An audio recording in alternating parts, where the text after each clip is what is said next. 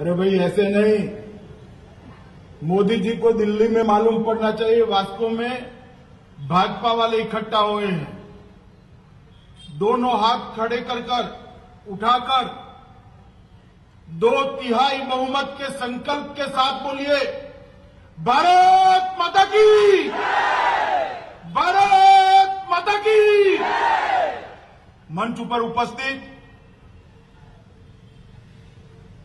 Bharatiya Janata party के प्रदेश अध्यक्ष श्रीमान विजय तेंदुलकर जी, देश के रक्षा मंत्री और गोवा के दिग्गज नेता श्रीमान मनोहर पर्रिकर जी, श्रीपाद नाइक जी, सांसद नरेंद्र सवाईकर जी, श्री कार्लोस जी, श्री मिलिंद जी, श्रीमान मोविन जी, श्रीमती अलीना जी, यहां आए हुए भारतीय जनता पार्टी के प्रवक्ता श्री नरसिम्हा राव जी, मंच पर बैठे हुए गोवा प्रदेश भारतीय जनता पार्टी के सभी पदाधिकारी और आज की सभा में आए हुए गोवा के प्यारे भाइयों और बहनों, सबसे पहले तो मैं क्षमा प्रार्थी हूं कि मैं कोंकणी में आपसे बात नहीं कर सकता।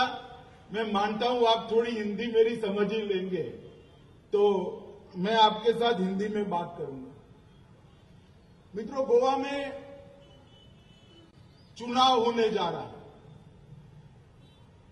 ये चुनाव जो गोवा में होने जा रहा है, वो चुनाव को कुछ लोग भारतीय जनता पार्टी और कांग्रेस के बीच का चुनाव कहते हैं, कुछ लोग अलग अलग पार्टी का नाम देते हैं। मगर अगर मुझे कोई पूछे कि चुनाव गोवा की जनता ने किसके बीच में करना है, तो गोवा का चुनाव दो पार्टियों के बीच में नहीं होना। गोवा का चुनाव गोवा के विकास और अस्थिरता के बीच में करना है। भारतीय जनता पार्टी आई तो स्थिरता और विकास आना है, और फिर से एक बार कांग्रेस आनी कंपनी आ गई तो भ्रष्टाचार ही भ्रष्टाचार होना है। गोवा की जनता ने विकास और स्थिरता के बीच में, ट्रांसपेरेंसी और करप्शन के बीच में चुनाव करना है, और मैं मानता हूं मित्रों, गोवा की जनता भूल नहीं करेगी। मित्रों, गोवा एक छोटा सा राज्य है। इतने बड़े देश में पश्चिम के दरिया किनारे पर गोवा है, मगर गोवा छोटा तो है, मगर बहुत खूबसूरत प्रांत है मित्रों, बहुत सुंदर प्रांत। जैसे किसी खूबसूरत चेहरे पर एक तिल कहीं पर ईश्वर इतनी अच्छी जगह पर रख देता है जिससे पूरे चेहरे की खूबसूरती बढ़ जाती है, इसी तरह गोवा की सुंदरता के कारण, यहां की संस्कृति के कारण पूरे हिंदुस्तान की खूबसूरती बढ़ जाती है। मित्रों, इतना खूबसूरत हमारा गोवा प्रांत है।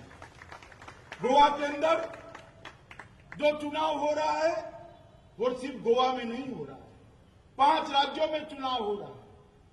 गोवा के साथ साथ यूपी, उत्तराखंड, पंजाब और ठेठ पूरब में मणिपुर में भी चुनाव होने वाला है।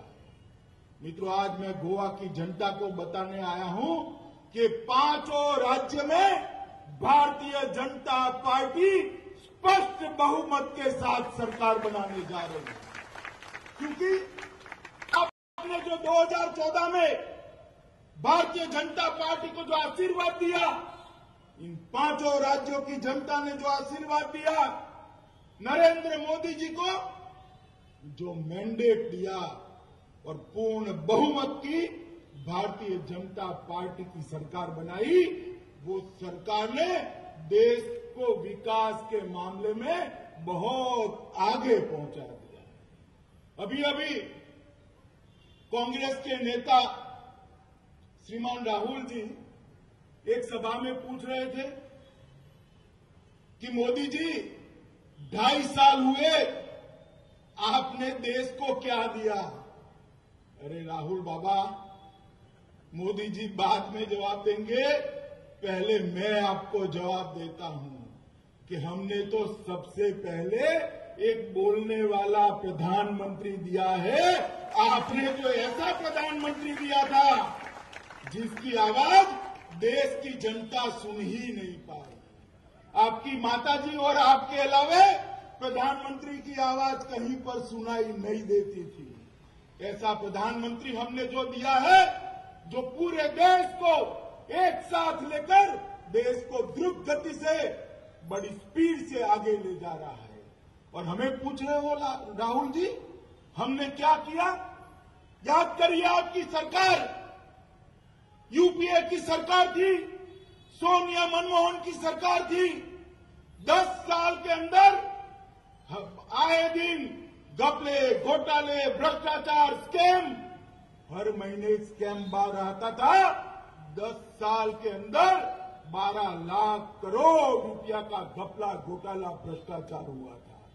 और 2.5 साल हुआ मित्रों, 2.5 साल के अंदर मैं पार्टी के अध्यक्ष के नाते गौरव के साथ कह सकता हूं कि भारतीय जनता पार्टी की सरकार, नरेंद्र मोदी की सरकार पर हमारे विरोधी भी भ्रष्टाचार का 1 पैसे का आरोप नहीं लगा सकते। इस तरह की ट्रांसपेरेंट सरकार देने का काम भारतीय जनता पार्टी ने किया। अरे देश की बात जाने दीजिए, एक छोटे से प्रदेश गोवा में आपकी सरकार थी। आपकी सरकार गोवा में थी, गोवा वाले अभी तक भूले नहीं होंगे कितने घपले, घोटाले कांग्रेस की सरकार ने किया। मनोहर जी मुख्यमंत्री थे, अब पर्रिकर जी है। हमने विकास करने का प्रयास किया और कांग्रेस की सरकार ने इतने घोटाले किए थे, इतने घोटाले कि पूरे गोवा का विकास थम कर रह गया। मित्रों, गोवा की युवा, गोवा की जनता, इसकी रोजगारी का बहुत बड़ा आधार माइनिंग इंडस्ट्री पर। कांग्रेस की सरकार थी 2012 में, उनके पाप के कारण गोवा की माइनिंग इंडस्ट्री बंद हो गई। और जब भाजपा की सरकार आई केंद्र में, एक ही साल में धीरे धीरे धीरे कर माइनिंग इंडस्ट्री को शुरू कराकर फिर से यहां के युवाओं को रोजगारी देने का काम ये भारतीय जनता पार्टी ने किया। माइनिंग इंडस्ट्री का जो करप्शन हुआ है, अरबों खरबों रुपया का करप्शन, इतने छोटे प्रांत के अंदर एक कांग्रेसियों ने किया है। जब कांग्रेसी आपके यहां आए गोवा की जनता के सामने, तो जरूर पूछेगा कि माइनिंग करप्शन का जो पाप आप लोगों ने किया है उसका जवाब दीजिए। मित्रों, बहुत सारे घोटाले ऐसे हुए।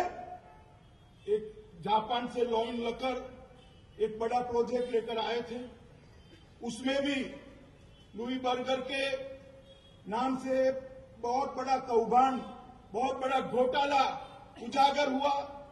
एक चार्जशीट होने जा रहा है जिसमें कांग्रेसी नेताओं के नाम उपस्थित है। इसका भी जवाब कांग्रेस के नेताओं ने देना चाहिए।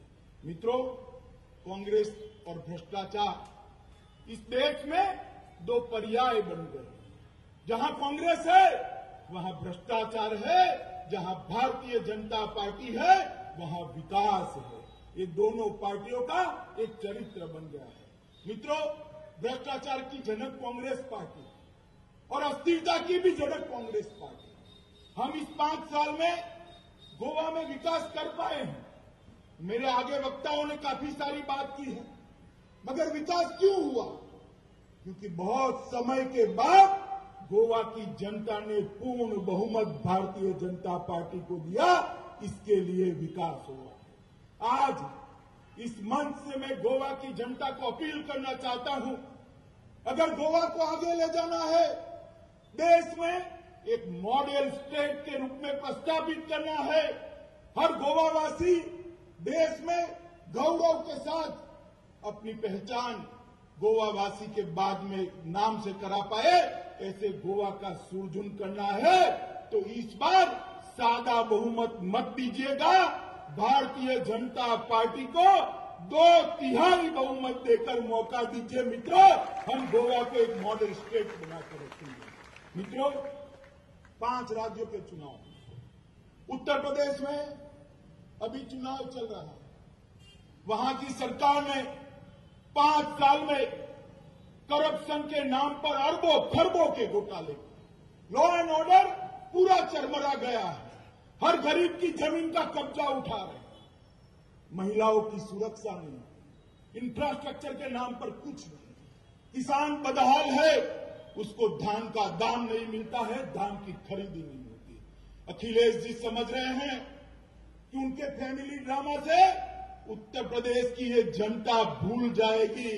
मैं आज यहां से अखिलेश जी को कहना चाहता हूं, अखिलेश जी, फैमिली ड्रामा से जमीन कब्जा, गुंडा माफिया, भ्रष्टाचार, माइनिंग का भ्रष्टाचार, ये छिपने वाला नहीं है। उत्तर प्रदेश में 2/3 बहुमत से भारतीय जनता पार्टी की सरकार नरेंद्र मोदी जी के नेतृत्व में बनने वाली है। मित्रों, मनोहर जी रक्षा मंत्री है और मनोहर जी नरेंद्र भाई कहते हैं कि नरेंद्र भाई मेरी सरकार का नगीना है, नगीना। नरेंद्र भाई मानते हैं कि गोवा ने देश को एक बड़ी एसेट दी है। बहुत बड़ी डिमांड है पर्रिकर की, दिल्ली में भी है, यहां पर भी है। यहां से भी सैकड़ों लोग कहते हैं पर्रिकर जी को यहां भेज दीजिए, वहां नरेंद्र भाई को उनकी जरूरत है। हम चुनाव के बाद तय करेंगे पर्रिकर कहां काम करे, वो चुनाव के बाद तय करेंगे। मगर मैं एक बात आपको कहना चाहता हूं, पर्रिकर जी कहां पर भी हो, इनका जो लगाव है गोवा के लिए, गोवा की सरकार पर्रिकर जी के नेतृत्व में ही चलने वाली है, वो समझकर गोवावासी निश्चिंत रहे। मित्रों, देश में नरेंद्र मोदी जी की जो सरकार है, वो सरकार ने बहुत सारे काम किए, मैं इसकी डिटेल में जाना नहीं चाहता, मगर सबसे बड़ा काम अगर देश की सरकार ने किया है तो मनोहर पर्रिकर की डिपार्टमेंट में हुआ है, मोदी जी के नेतृत्व में हुआ है। आए दिन हमारी सीमाओं की छेड़खानी कांग्रेस सरकार के अंदर होती थी। असम की बॉर्डर हो, नॉर्थ ईस्ट की हो या कश्मीर की, हमारा जवान सुरक्षित नहीं था। उरी पर हमला हुआ, 12 जवान को रात को नींद में जला दिया गया, उनको लड़ने का मौका भी नहीं दिया, एक कायरतापूर्ण हमला किया। और कांग्रेस की सरकार होती तो 2 स्टेटमेंट आ जाते, मगर इस बार भारतीय जनता पार्टी की सरकार थी जिसके प्रधानमंत्री नरेंद्र मोदी थे और रक्षा मंत्री श्री मनोहर पर्रिकर थे। मित्रों, कुछ ही दिनों में आजादी के बाद पहली बार हमारी सेना ने युद्ध के बगैर लाइन ऑफ कंट्रोल का सीमा जो है वो क्रॉस कर सर्जिकल स्ट्राइक कर पाकिस्तान के अंदर घुसकर आतंकवादियों को दंडित करने का काम किया। ये परिचय है मित्रों भारतीय जनता पार्टी की सरकार का। अगर दृढ़ राजनीतिक इच्छा शक्ति, पॉलिटिकल विल पावर वाला नेतृत्व और सेना का शौर्य इकट्ठा मिलता है तो देश की सीमाएं सुरक्षित हो जाती है। मित्रों, 40 साल से देश के सेना के जवान 1 रैंक 1 पेंशन को लेकर डिमांड करते थे, किसी के माथे पर झूठ नहीं रहती थी। सेना की बात आती थी तो भाषण तो सब करते थे, मगर 1 रैंक 1 पेंशन का मसला कभी सॉल्व नहीं होता था। 2014 में आपके आशीर्वाद से भारतीय जनता पार्टी की सरकार बनी।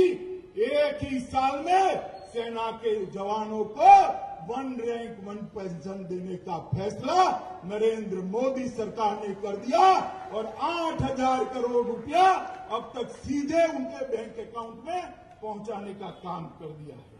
मित्रों, इसी तरह से काला धन की बात करने वाली कांग्रेस सरकार और कांग्रेस पार्टी काले धन पर कोई एक्शन नहीं लेती। 8 तारीख तक 7 तारीख तक 7 तारीख तक सभी कांग्रेसी, केजरीवाल जी, ममता जी, सपा, सब पूछते थे, मोदी जी आपने काले धन के लिए क्या किया? ये मुद्दा सभी विपक्षी पार्टियां उठा दी। हमने काले धन के खिलाफ बहुत बड़ी लड़ाई छेड़ी। समय नहीं है पूरा बताने का, मगर 7 तारीख को जो लोग चिल्ला चिल्ला कर कहते थे, राहुल जी समेत, कि मोदी जी आपने काले धन को क्या किया, जब 8 तारीख को मोदी जी ने नोटबंदी कर दी, डिमोनिटाइजेशन कर दिया, ये सारे लोग पूछने लगे, अरे रे मोदी जी आपने ये क्यों किया, ये क्या किया से क्यों किया? ये बहुत बड़ा चरित्र बताता है उनको। पहले जनता को गुमराह करने के लिए कहते थे काले धन पर स्ट्रिक्ट एक्शन होने चाहिए।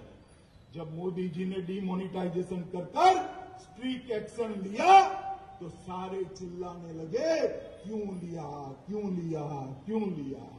मित्रों, ये डिमोनिटाइजेशन का जो फैसला है, वो फैसला आने वाले दिनों में देश को एक शुद्ध पारदर्शी अर्थतंत्र देने वाला है। वो बात मैं आज गोवा की जनता को बताने के लिए आया हूं। विदेश के अंदर भी मोदी जी की सरकार ने बहुत अच्छे से भारतीय जनता पार्टी का पक्ष दुनिया भर में रखा है।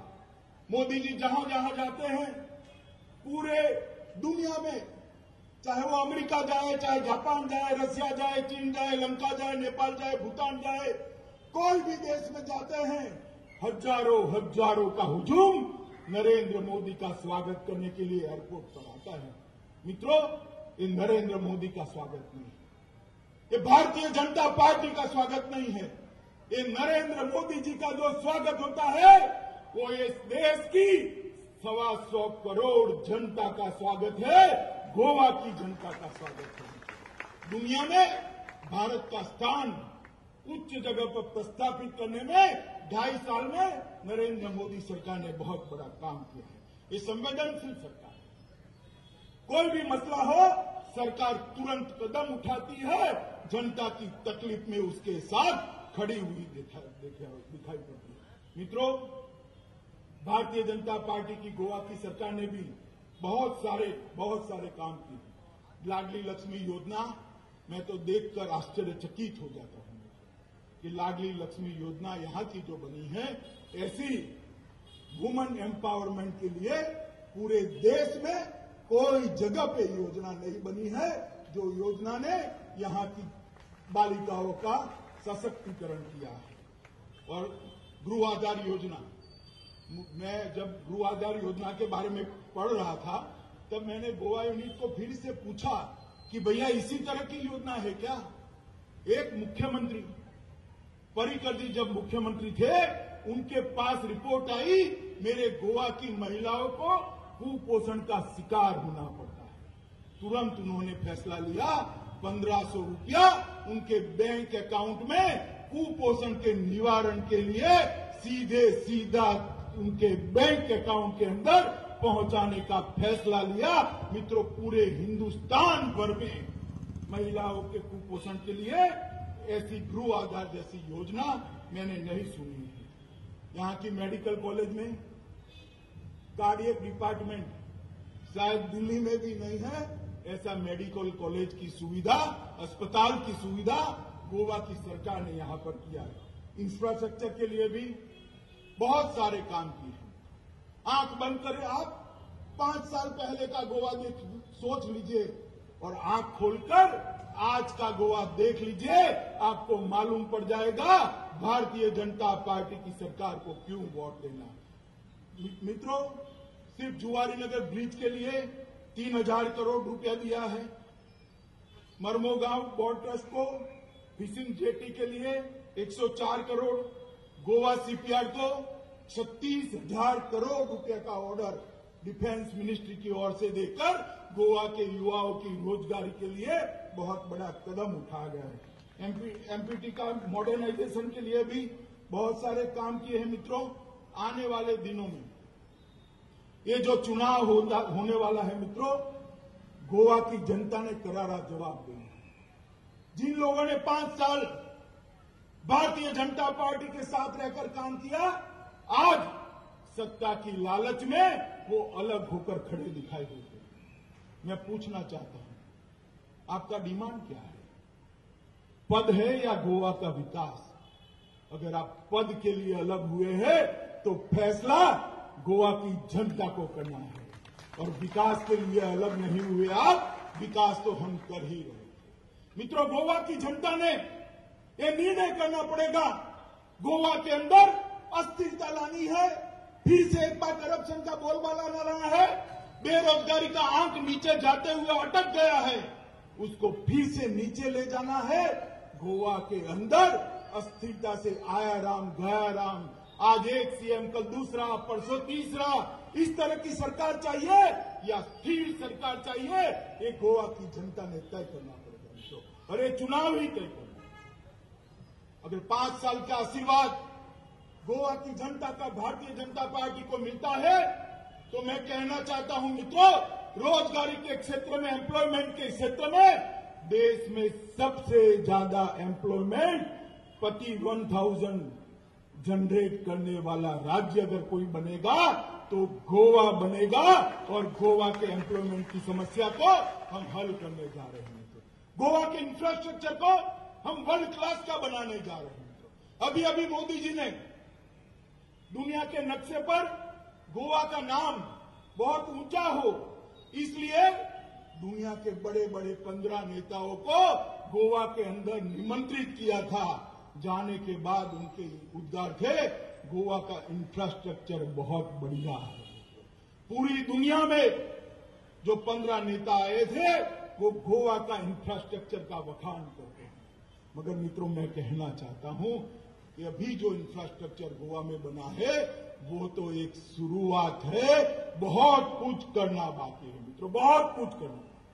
अगर एक 5 साल का मैंडेट भारतीय जनता पार्टी को गोवा की सरकार, गोवा की जनता देती है तो ऊपर नरेंद्र मोदी जी है, पर्रिकर जी है, और यहां पर दिल्ली, गोवा में अगर सरकार बनती है तो दिल्ली सरकार और गोवा सरकार दोनों मिलकर गोवा को देश का मॉडल स्टेट बनाने के लिए बहुत जल्दी से आगे बढ़ेंगे। मित्रों, मैं आप सबको पूछना चाहता हूं, जरा हाँ या ना में जवाब देंगे? जरा बोलिए, आप देंगे जवाब? आप चाहते हैं कि विकास जारी रहे? जरा हाथ खड़े कर कर बोलिए, ऐसे नहीं चुनाव है भाई, जारी रहे चाहते हैं? गोवा में अस्थिरता समाप्त हो जाए, इंस्टेबिलिटी समाप्त हो जाए चाहते हैं? एम्प्लॉयमेंट बढ़े चाहते हैं? करप्शन से समाप्त करना चाहते हैं? नरेंद्र मोदी और पर्रिकर के हाथ मजबूत करना चाहते हैं?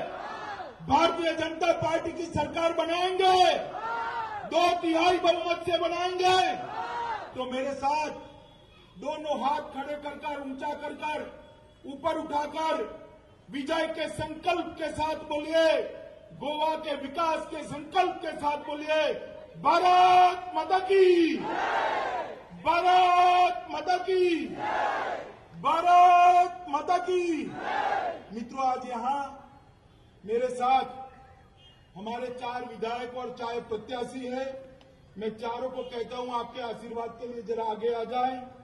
श्रीमान मिलिंद जी, मोविन जी, एलिना जी और कार्लोस जी, चारों लोगों को आपका आशीर्वाद मिले और बहुत बड़े अंतर से ये चारों प्रत्याशियों को आप विधायक बनाकर भेजिए। यही कामना के साथ मेरी बात समाप्त करता हूं। वंदे मातरम।